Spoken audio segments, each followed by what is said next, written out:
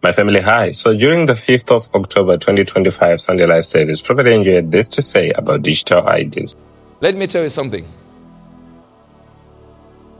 The world we are in is now difficult. It needs you to actually possess real money. Real cash. Look at what Britain has done. They have a mandatory ID card. And Tony Blair has come in now and said exactly what I was saying on Thursday. And what exactly was he saying on Thursday? Let's check it out. There's going to be a false sense of what? Of security. Yes. That means it's going to have a Trojan horse. They're going to tell you the ID card is for this when it's not for that. Why force it? Sense of security. Are you flowing? Yes, sir. He came out and said, this will help us to see who has been vaccinated or not. Because in the end, you need the data. You need to know who's been vaccinated and who hasn't been. Some of the vaccines that will come on down the line will be multiple. There'll be multiple shots. So you've got to have, for reasons to do with the healthcare more generally, but certainly for a pandemic or for vaccines, you've got to have a proper digital infrastructure, and many countries don't have that.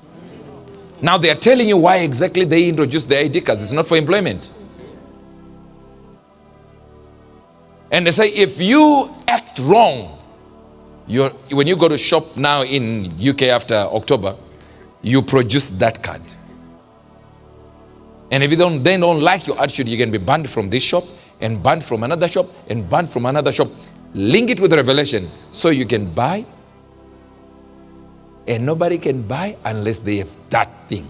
And some of the reasons why I share videos like this, it's because, a lot of people are not conscious of the people who are, pushing these things. If I look at the future and our role in the global governance system, we will concentrate much more on systems design for the future, shaping the future of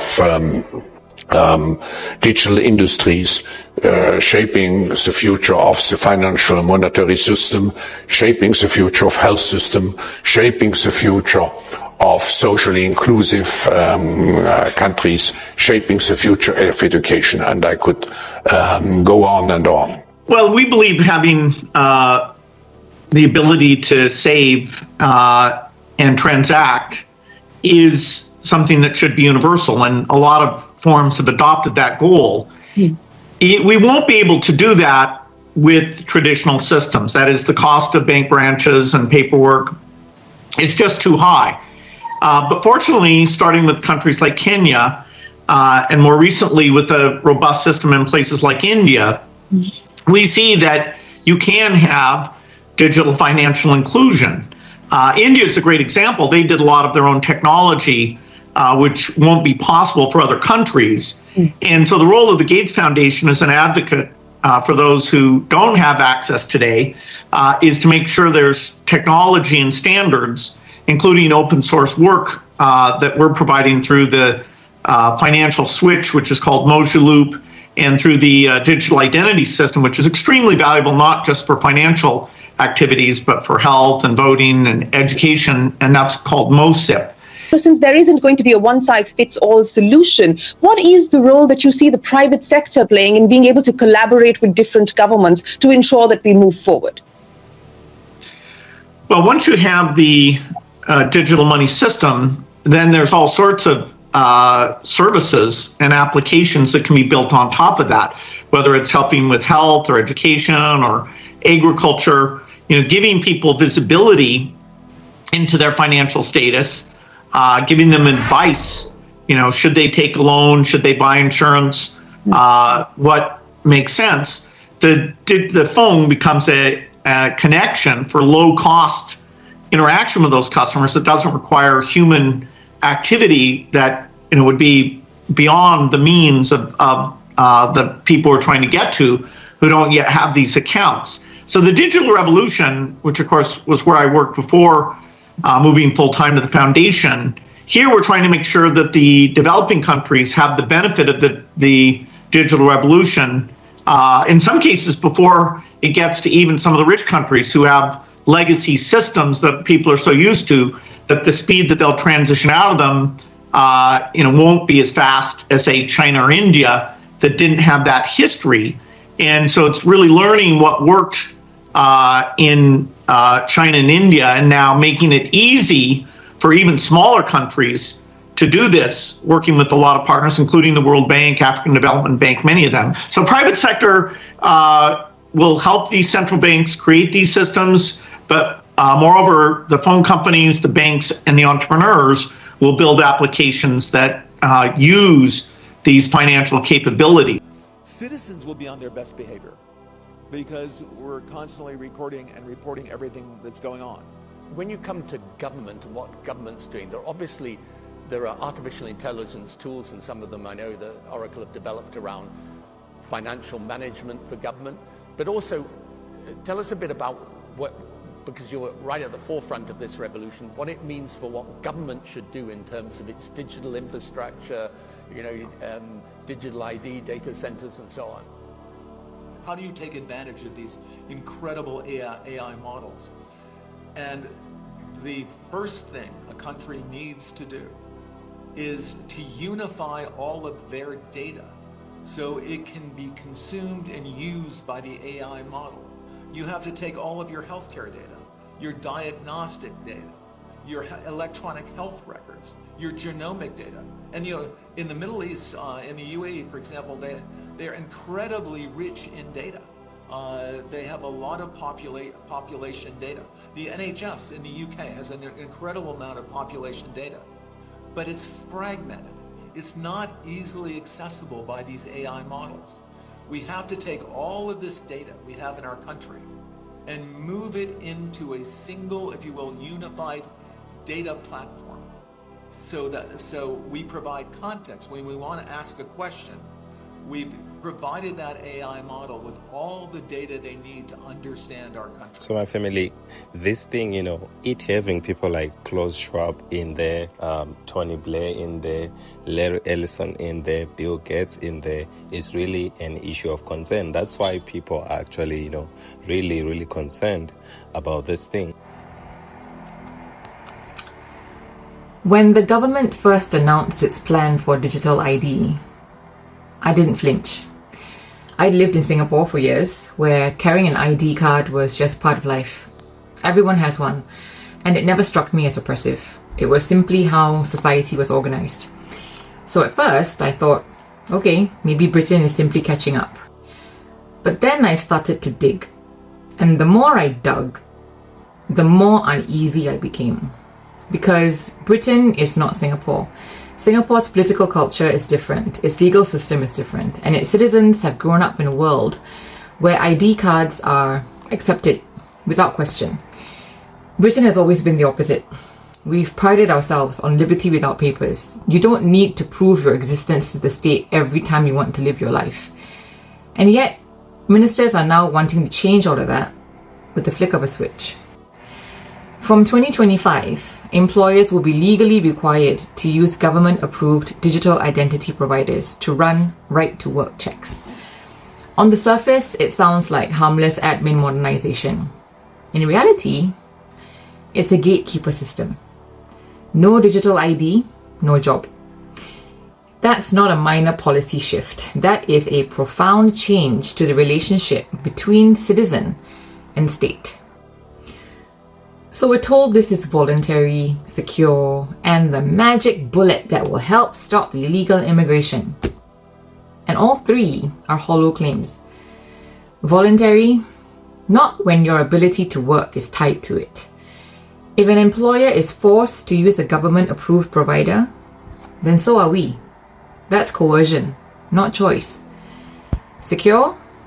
Centralized identity systems are a hacker's jackpot. India's Aadhaar system, Estonia's ID card breach, repeated NHS cyber attacks. The precedents are not reassuring. And unlike passwords, biometric data cannot be reset. And stopping illegal immigration, the numbers don't lie. Over 38,000 people arrived by small boats in the year ending March 2025, up 22% from the year before. Since 2018, more than 183,000 illegal migrants have crossed the channel. Only 2,240 were returned in the past year, about 4% of arrivals since 2018. And visa overstayers, pre-2020 estimates put the figure at 63,000 a year, but today the true number is unknown because they no longer count. And the cash in hand economy, construction, hospitality, cleaning, domestic services, thrives completely outside formal checks. So if this won't stop boat crossings, overstayers, or informal work, what's it really for then? Control, bureaucracy, and, as always, money. Here are the legal cracks. Human rights. Article 8 ECHR via the Human Rights Act 1998 protects privacy and family life. A blanket digital ID mandate interferes with that right. Interference must be necessary and proportionate, and this isn't. Data protection. The Data Protection Act 2018 and UK GDPR demand lawful basis, transparency, minimization, and a data protection impact assessment. Article 35. Where is it? Not public. Without it, the rollout is unlawful. Equality. The Equality Act 2010 bans indirect discrimination.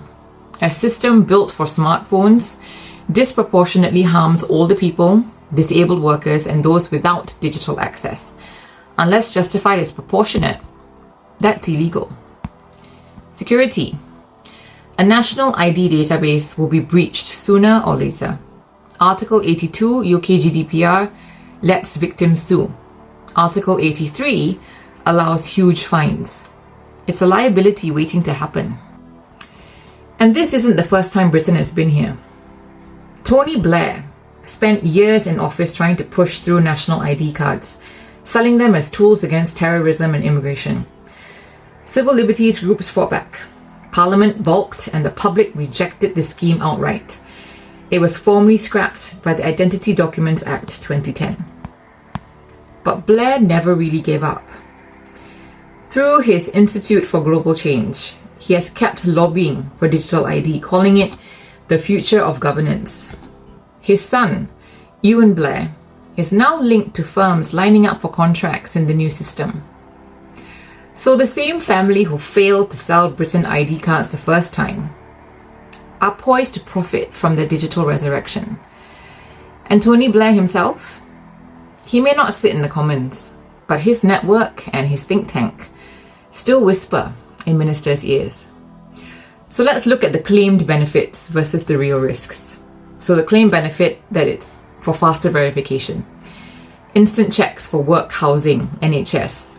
And the reality or the risk is speed equals dependency. If the system glitches, we're locked out of essentials and errors spread instantly. The benefit, fraud prevention. Harder to forge passports or claim benefits illegally. And the risk, one breach equals everything compromised. Centralization makes fraud more catastrophic, not less.